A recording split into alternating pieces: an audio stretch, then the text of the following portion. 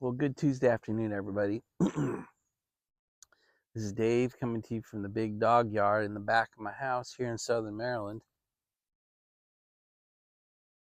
I'm smoking a Diesel Uncut. I know absolutely nothing about it. I'm pretty sure this is the one Sean gave me when I was over at Johnny Onions. It lit easily. It's got a nice draw.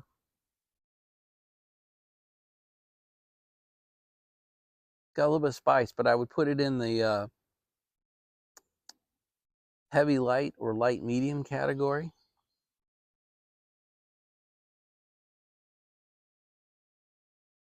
I'm in the dog yard again because the dogs really enjoyed being out here. This is probably an hour smoke.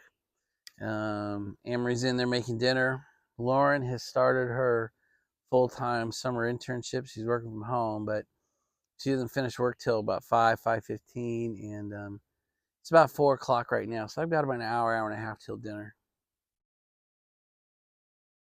So that's just a kind of a perfect lineup to get out here. And I'm sitting in the shade. I'm further back, so I'm not in the sunlight. And it's about 85, 88 degrees. There's a slight breeze. I'm in the shade, so it actually feels really good. So anyway, that's kind of what I'm doing today. You can see I've got some puppy playing videos as always. I'll put them on the end of the video for you non-puppy people. You'll be able to sign off when I'm done.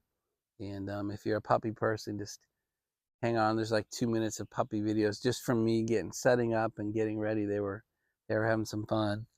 So anyway, that's kind of where we are. Tuesday afternoon, close to 90, 85, 90 degrees. June 4th.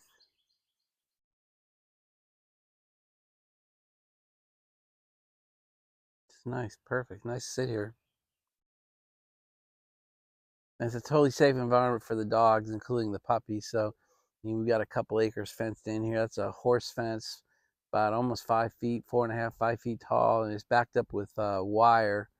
There's a rat wire fencing, so nobody can slip through the rails of the horse fence. So it just makes it a nice place, safe. They can play. I can keep an eye on them. Of course, they're all going to go behind me, but I can keep an eye on them. If Finn starts to get a little beat up, I can jump in. So it's just a great place. So hopefully this works for you guys, because this is probably where we're going to be most of the summer, at least until fire season is out here.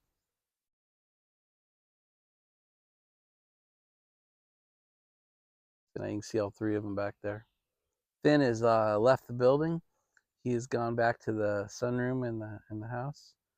He does that. He gets tired, and he's only a couple weeks younger than Sasha, but he's physically much more immature. He's what I call fragile. Everything's soft on him: his rib cage, his legs, his leg bones, his head. Everything's soft still. So he can get manhandled a little bit. So that's why I sit out here in the middle.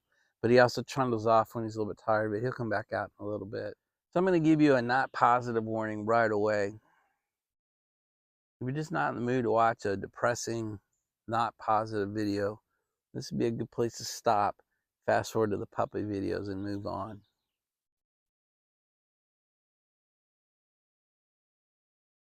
A couple days ago, I got a question on one of my videos about me, about my upbringing, where did I come from, what was my childhood like, what was growing up like, where did I come from? And so I'm going to talk about that, but it's generally not a positive. It wasn't a great childhood, so I certainly don't mind. I've never hidden it from anybody, but I don't know if I've ever talked about it on video. I don't think I have.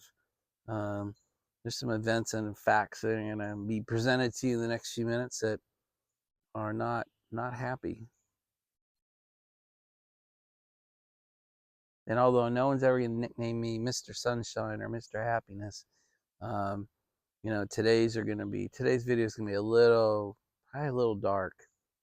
So with that warning, I'm going to take a break, come back, and we'll start. All right. So I spent my first 26 years in the Seattle area. I moved here in Maryland to pretty much where we live now. Not this house, but the house we bought first was just 2 miles away. Moved here in 1990. really to get Amory. Amory needed to come home. She wanted to be home. She wanted to live in this area. She wanted to live where she grew up. She wanted to live close to her family. So, in fact, her mom still lives in the house to this day that they brought Amory home to the hospital from when she was born. And that house is just under 2 miles from here. And that house is why we live here.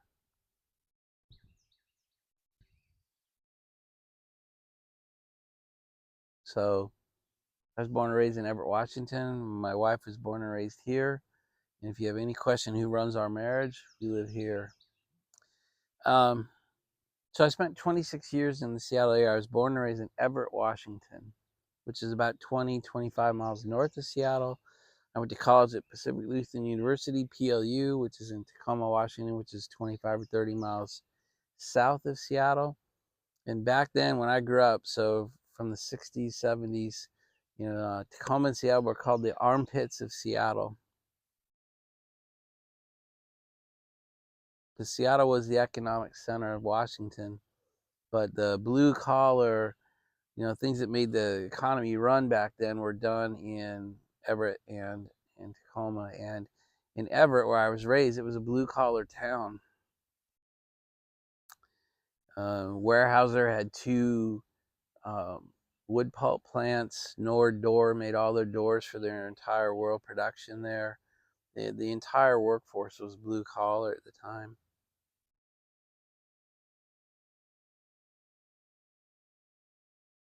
There's now a naval base in Everett, Washington. They were, I watched them driving pylons for it when I was delivering newspapers for the Everett Herald as a kid. And it opened a while ago, but it opened after I left. Now I've not lived there for 34 years, so anything I say about the Seattle area really comes from my memories of 30 years ago, 30, 40, 50 years ago. My parents had a marriage that shouldn't have. I think they stayed together out of fear of the unknown. They really should not have stayed married. I think my mom and dad hated each other, certainly by the time my first memories came about.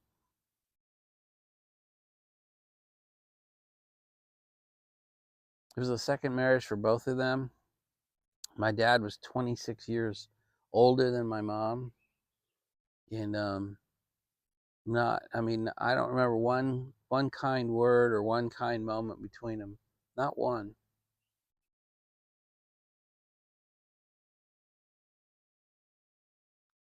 And so I think because of that, my dad stayed away a lot. My dad was a retired lieutenant colonel in the Army. He had 30 years with the Army. Then he retired out long before I was born and became an employee of the state of Washington. His title was business manager for the state of Washington. But he lived in Everett, and his office was supposed to be in Olympia, which is a long ways away, 90 miles or 100 miles. And so they gave him a second duty. He was deputy warden at the Washington State Penitentiary, which is in Monroe, Washington. So my dad drove from Everett to Monroe, Washington every day for his job. But every now and then he had to fulfill the role of assistant warden. He would call in, and whenever there was a prison riot, he'd get called in. I remember the phone ringing at 2 in the morning, 3 in the morning, and my dad having to go in, or on the weekends he had to go in. So it was pretty wild. He was a businessman, and that's what he did for a living, but he had to fulfill that deputy warden or assistant warden role. So that was kind of strange. Um, so I think he chose to be gone from the house a lot. So he'd go to work early, he'd stay late, and then he'd go to the gym, or he'd go to the bar. And on weekends he'd go to the gym and the bar. So he wasn't home a whole lot, and I didn't spend a whole lot of time with him. He died in 1996 when I was 32, and I'm not sure we really had a serious conversation between us ever. He just I think he chose to, rather than fight. I think he took the "it takes two to have a fight." So rather than fight, he just chose to be gone more. Now there's some good things about him. I mean, he's a hardworking man. I mean, when he retired from the state, he had double dipper. He had two retirements, and he took another job as a bank guard.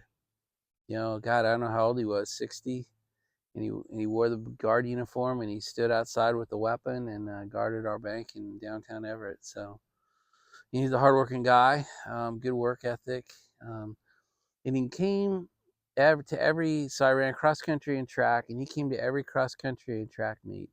He'd sit in the back, up in the stands. He would never come see me. I had to go find him, but he came.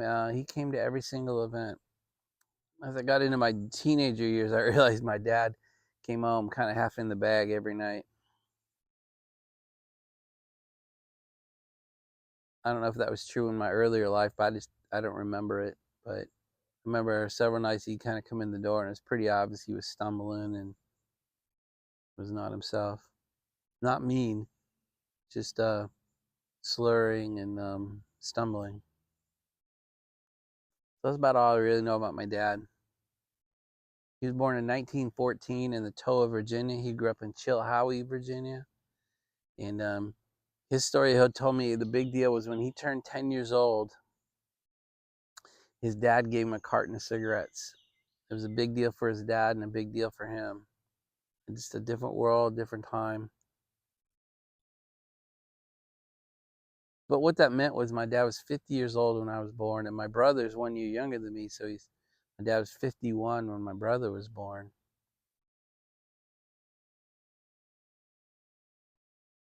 My dad had a previous family, and they were much older. They were probably 30 years older than me.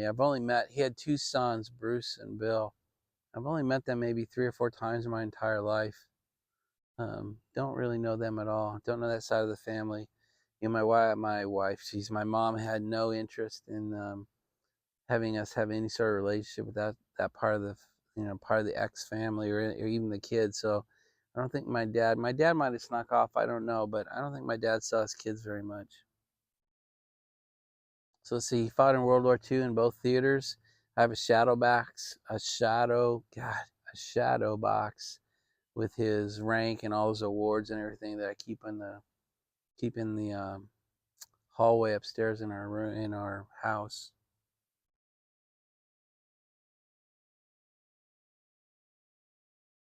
And I have his photo album for World War II. When asked, he would talk for 2 or 3 minutes about it, but he wouldn't talk. So I got 22-minute bits over my life. He just didn't like talking about it a whole lot, and he wouldn't talk about it if there was anyone else around. If it was just him and me, he would talk about it, but that was really it. So I think I've told this part of the story before. My dad only hit me one time,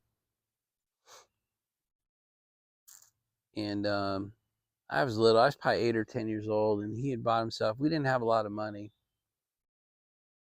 He bought himself a really nice space heater because he spent a lot of time out in the garage. We had a detached garage. Our house was built in 1900, and so a lot of things are added later. The garage was added later as a separate building, and that was sort of my dad's at-home retreat. So when he was out there, it was cold, and so he bought this really nice space heater. It was one of these long ones he'd sit on the shelf in front of you. And to this day, I have no idea what I was thinking, but I put a screwdriver blade in there, and I was just it made a great little tink every time I broke those tines. And he walked in, I was just sitting there, just tink, tink, tink, and he dragged me outside. We had a picket fence, and I don't know how he did it. I don't think I could do it today. He ripped the picket with 3 nails. He ripped it out of the fence and beat the living shit out of me with it. And we never had another discipline issue ever, and between my dad and I.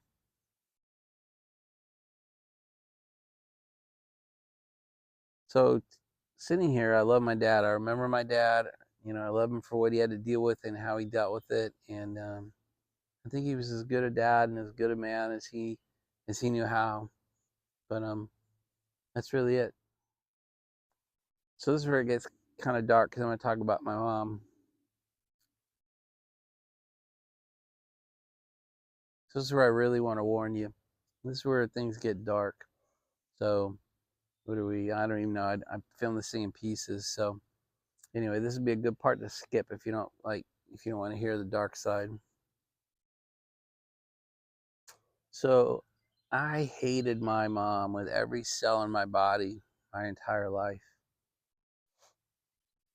In 2011, 12, 13, I found a life coach. I've told you his name, Steve Siskold, and he kind of dug that out of me, and that was one of my anger issues that I carried for all those decades. And he kind of helped me dig it out and look at it and look at that ugly beast in the face and kind of drop it. And I guess now when I sit here, I go, I still hate her. I still hate all the memories and what she did. Pretty much everything she did. But it didn't burn me up anymore. I can sit here and talk about it and not have it reflame that chest fire, that beast inside me. So,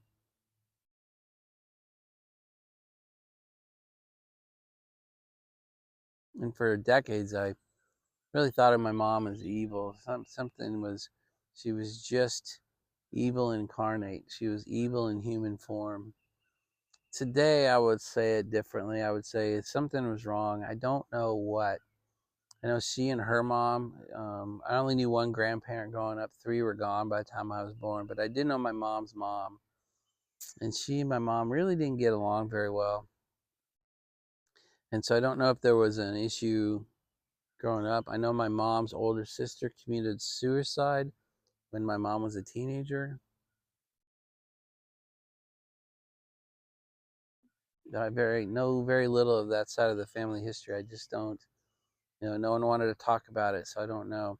But something was wrong in my mom's head, and and it manifests itself into my brother's lives so often and so evilly, so meanly that I truly grew up just despising her and hating her. And so the reason I tell you the story is I think part of the reason I am who I am is because from my earliest memories, I knew I had to get out. I knew I had to have a light at the tunnel. I had to prepare myself. I had to be independent. I had to take care of myself. I had to be ready to leave, the minute I could. And for me, that ended up being graduating from high school and getting into a college that I could go live at and be gone and really never go back. I went back for one summer, which was truly a horrible experience. But at 18, I graduated from high school and really left, and really had gotten myself to a position where I could take care of myself and my life from there forward. So my mom was one of these folks who, on the outside, to the neighbors and to my teachers, seemed nice and light and enjoyable. And then that mask would come off as soon as she walked in the door. So she was one person to the rest of the world and a different person to my dad and my brother and myself. And that manifested itself in several ways. One of them was she just would beat us, and not every day, but a lot.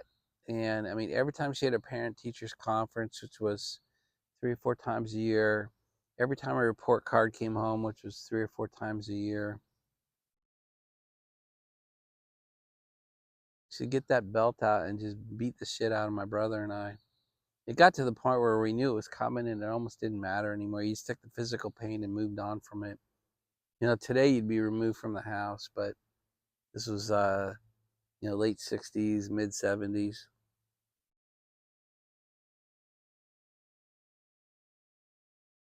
She was constantly picking a fight, drilling into my dad, just every day, literally every night.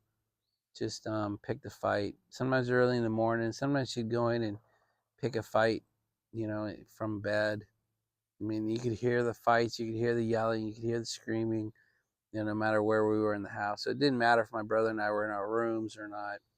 Um, it was part of the family chemistry. So when you take 20 or 30 beatings a year for, I don't know, 10 years, it definitely changes who you are. I definitely beat all the fear out of me. Nothing scared me out in the world anymore. In fact, being at home probably scared me more than anything else in my life. So I followed my dad's plan as I could. As I got old enough, I joined the church group. I was in the church group. I was president of the middle school church youth group. I was president of the high school church youth group. I ran track and was captain of the track team. Ran cross country and I was captain of the cross country team. I was a band. I was in band. I was a drum major of the band. We did all the parades. I was in Cub Scouts and Webelos and Boy Scouts. And then I took jobs as soon as I could. By the time I was 11, I could deliver flyer newspapers. And then I did that for a year. And then I delivered the Everett Herald as a newspaper boy. Like literally the bag on your shoulders and deliver newspapers. Did that for a couple of years. And then when I was 14, a family friend of mine hired me at a Denny's as a dishwasher, which was way illegal, but they're so desperate for decent people that I went to work almost full time as a dishwasher at 14. So between being going to school full time in high school and working full time at Denny's and all my other extracurricular activities, I was able to kind of just physically avoid being in the house a whole lot, and that was important to me.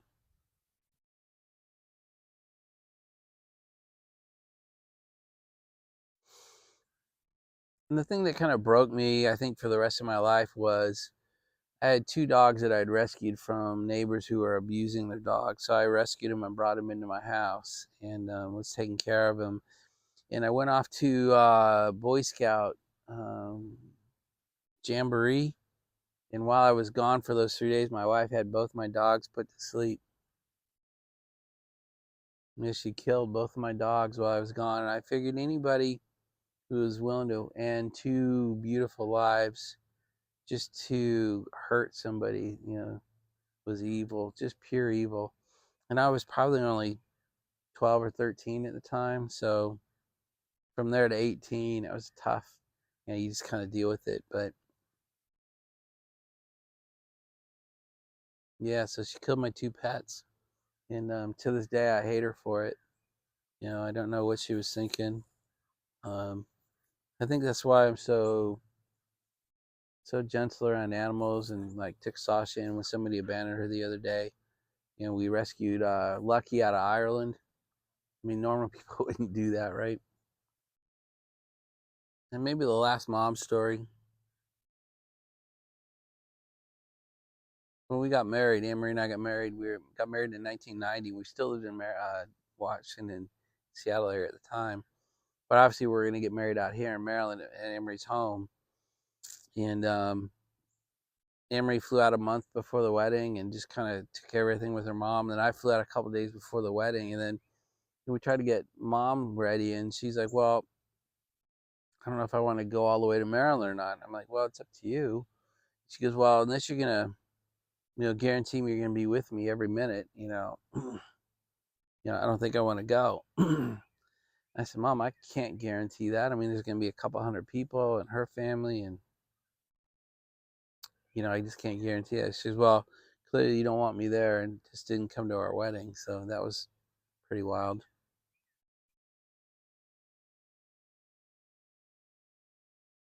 All right, so the super dark part's over now. But I tell you all that because I think, it taught me to be in charge of my own destiny, which meant I worked my ass off in school, in middle school and high school. And I graduated a 3.96 from high school. I had my pick of colleges. I was captain of the track team, captain of the cross country team, drum major of the band. I had that perfect resume for getting into any college I wanted to. And I knew finance was going to be a problem, so I had to get athletic scholarships. I had to get academic scholarships. And then the school I chose, PLU, they offered me the chance to do work study, which meant I worked full time at the coffee shop as a cook. And I got paid no money, but it paid a significant portion of my tuition. And I did that for 4 years.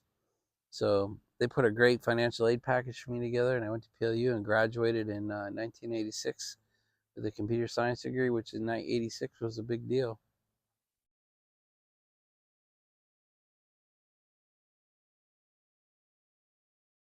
And so anyway, that's kind of where I came from and kind of who I am, at the early stage. And I think it helps explain maybe why I'm so independent. Um, I think it scarred me, like I don't grow close to people.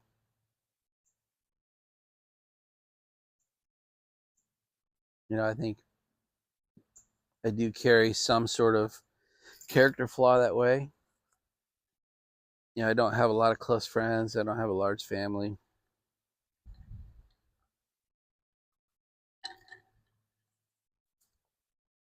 And that's why you see me doing like the preps I do and the way I ran. I ran my own company and I ran it the way I wanted to.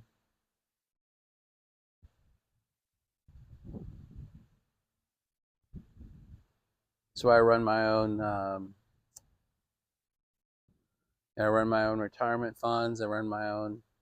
I run my own retirement.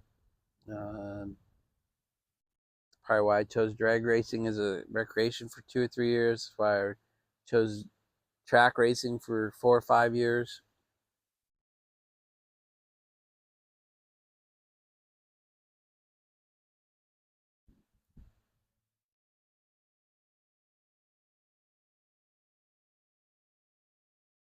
I guess the other thing that really changed me is it became a priority for me to break the chain. I didn't want to pass any of this on or pass on as little as possible because typically abuse begets abuse, right? Or bad behavior begets bad behavior.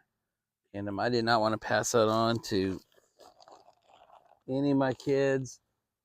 I passed some of it on to Anne Marie. My life coach helped me get past that. In fact, that's why. So I sought a life coach because I was feeling the anger coming on.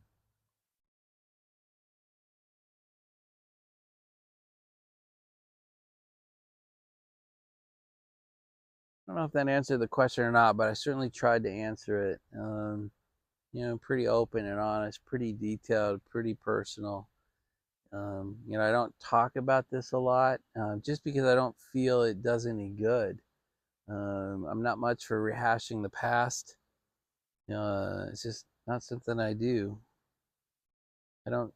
It's You guys have heard me say the windshield and the rear view mirror are the sizes they are for the right reason or for a reason.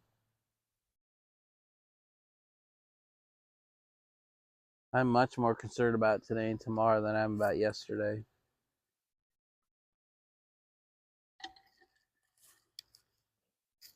Drop my Smarty Bob clicker. Guys, I think I'm going to end that part of the video here. I don't know what else I can tell you, and hopefully no one has shot themselves after listening to my video. It's funny you guys asked this because I know everyone's doing VRs about how great their mom was, and well, I did not want to do a video about my mom for that VR. Anyway, we'll move on now. We'll end this and move on. So anyway, I think it also explains why I'm so hard on everyone, including you guys, when I feel like you're living in your past. My ex did this and my ex did that, and, or even like Jim and my ex's family did this or that. Oh, that's done. That's in the past. We can't change it. What are we doing today? What are we doing tomorrow? What does the end of the year look like? Do you love your life? Are you prepared to take care of yourself if society goes a little pear-shaped? Are you prepared to defend yourself if someone tries to take what's yours? So anyway, I think that explains, my first 26 years really explains a lot of how I got to the broken individual that sits before you tonight.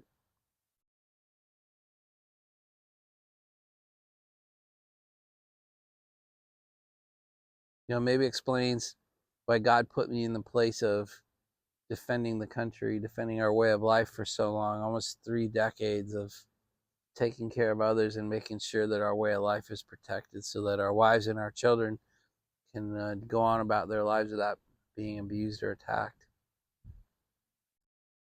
I just made that up, by the way. I don't know if that's true. I think it explains why as soon as I was, we got moved here, and Anne Marie could support being here and supporting our life together. Really in spring of '92, we got our first dog, and we've had one or two dogs or more literally unbroken since then. So that's 32 years we've been taking care of animals, and I love it to this day. We have a horse farm.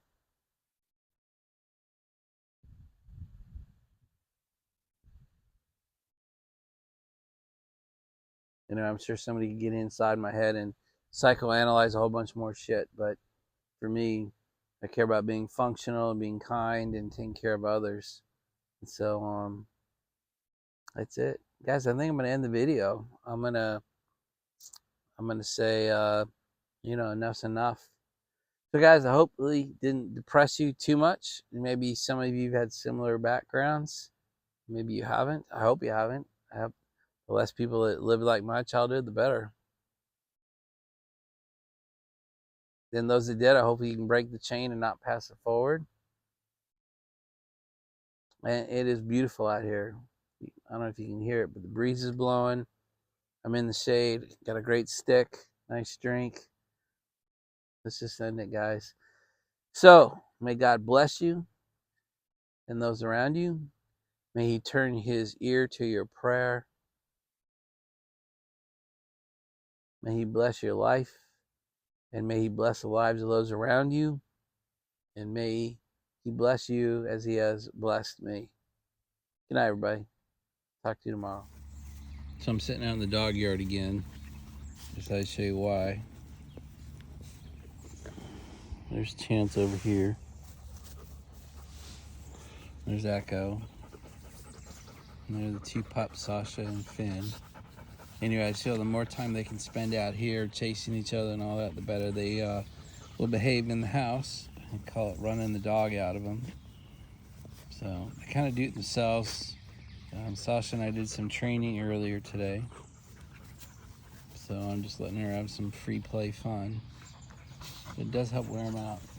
Oop, Chance decided to sit on the other side of me.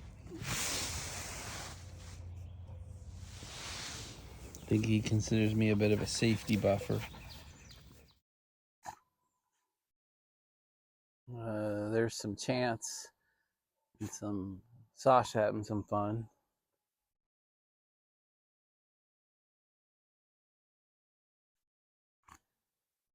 Yes, Chance and Sasha begin to develop a bit of a relationship. They do like each other. Chance has definitely accepted Sasha more easily into the family than Finn. I don't know if it's a gender thing. I don't know if he's accepting the female in more easily than the male. Maybe he does not like having another rooster in the hen house. Not really sure.